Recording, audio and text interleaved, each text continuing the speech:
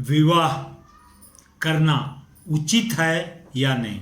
देखिए, विवाह भी दो प्रकार का होता है। एक सांसारिक विवाह होता है पति पत्नी का, दूसरा होता है जीव और ब्रह्म की।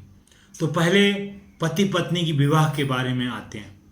कबीरदास जी जुलाहे का काम करते थे और एक दिन वो अपने आंगन में बैठ करके, दोपहर का समय था, काम कर रहे थे। एक युवक आया और उनसे पूछा, कबीरदास जी, विवाह करना उचित है या नहीं। कबीरदास जी चुप रहे। कुछ देरी बाद अपनी पत्नी को आवाज दी कि तुम एक जलता हुआ लालटेन लेकर के इधर आओ। पत्नी एक जलता हुआ लालटेन लेकर के आया। ये देख करके वो युवक बोला, महात्मा जी, ये आप क्या कर रहे हैं? और आपकी वाइफ भी कैसी है? लालटेन लेकर आई, अभी तो भरी दोपहर है, लालटेन क्यों लाए?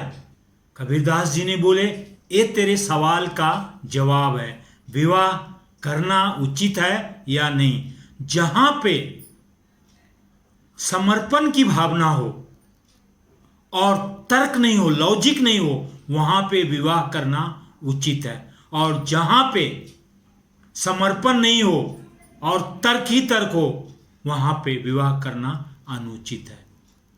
इसलिए आजकल डाइवोर्स होते हैं, तलाक होते हैं। तो विवाह के लिए कंडीशन ये है कि तर्क नहीं होनी चाहिए, समर्पण की भावना होनी चाहिए।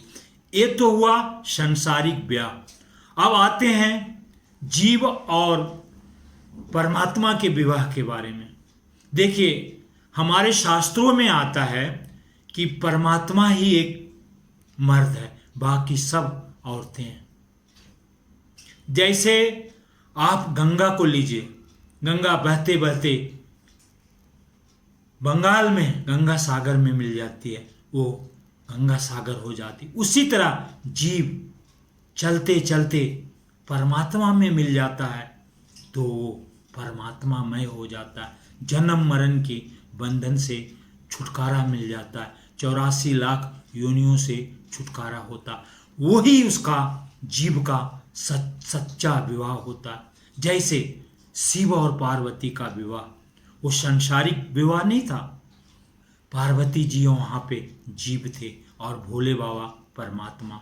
तो शिव पार्वती का विवाह जीव और परमात्मा का विवाह हुआ। जैसे एक और उदाहरण देखिए, कृष्ण और राधा और गोपियां। कृष्ण भगवान वृंदावन में थे। उस समय वो 8 से 10 साल के थे और सारी गोपियां उनसे प्यार करते थे, राधा भी प्यार करते थे। तो वो जीव और ब्रह्म का था। वो इतनी भक्तिमय हो गए थे, बाद में वो सब के सब कृष्ण में समा गए थे। जैसे एक और देखिए उदाहरण आता है मीराबाई का। मीरा जी भगवान को भक्ति करते करते, गाते गाते भगवान के कृष्ण की मूर्ति में समा गए। ये है जीव और ब्रह्म का विवाह। ये वीडियो कैसा लगा कमेंट बॉक्स में लिखें। नए हैं तो हमारे चैनल को सब्सक्राइब करें। जय श्री कृष्ण।